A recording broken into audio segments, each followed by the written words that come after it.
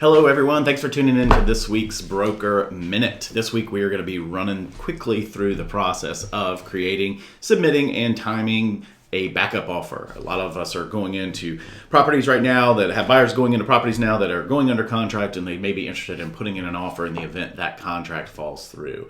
So we're going to jump into this today on how to handle the dates, what verbiage to use, how to handle the earnest money, etc. So let's jump right into this. So a backup offer is really going to be treated just like any other offer. You're going to write up the offer on Form 310. You're going to put in the dates of the offer, going to be today's date. And then what you're going to want to do is you're going to attach an addendum. You can use a blank addendum for this. And you're going to use the verbiage that comes from Form 391. Now, you can just use this form if you want, and use the backup clause here where you check off this box and fill in the date. The only reason that I don't love that is it really kind of complicates and muddies up the water as it relates to all the paperwork, because now you have a 3-page addendum that you've checked a box on. So my opinion, to make it cleaner, make it a little stronger, is you take this verbiage, you copy and paste it into a blank addendum.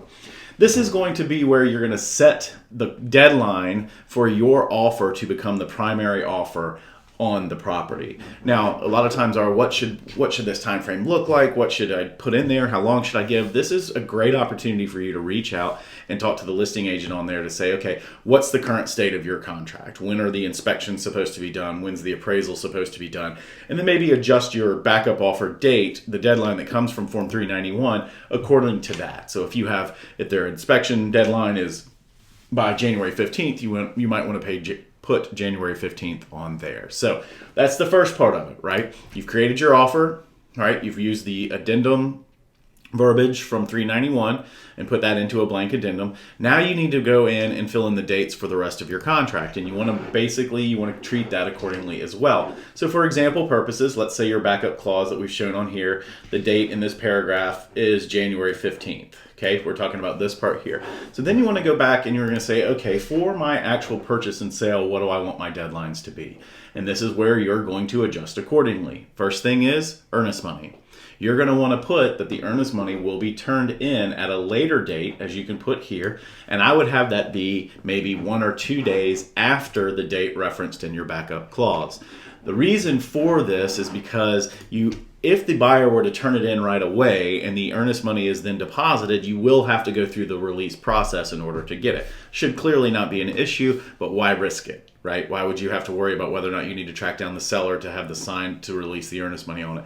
So it's always good to have the earnest money be deposited on or right after the backup clause deadline. The next date we want to worry about then becomes the dates of the inspections in Section 8, right? When are your repair procedure inspections? When are the deadlines for this to be done? When is your due diligence inspection?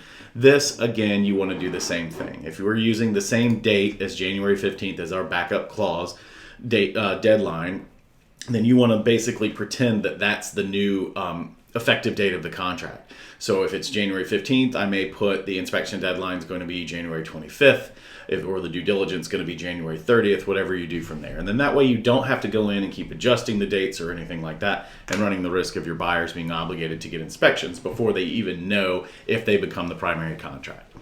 So that's it. In a quick nutshell, what you're going to want to do is you're going to want to get an addendum. You're going to write the normal offer on Form 310. You're going to use the verbiage from 391 right here for your backup clause, and then this date is going to be the date by which you're going to base all of your other dates in the contract. Earnest money, inspections, due diligence, whatever it may be. If you have any other questions, as always, feel free to give me a call, shoot me an email. Glad to help in any way that I can. Good luck on your backup offers. If I don't talk to you, for those of you who celebrate Christmas this week, Merry Christmas. Have a safe, happy holidays with your family, and I look forward to talking to you soon. Take care.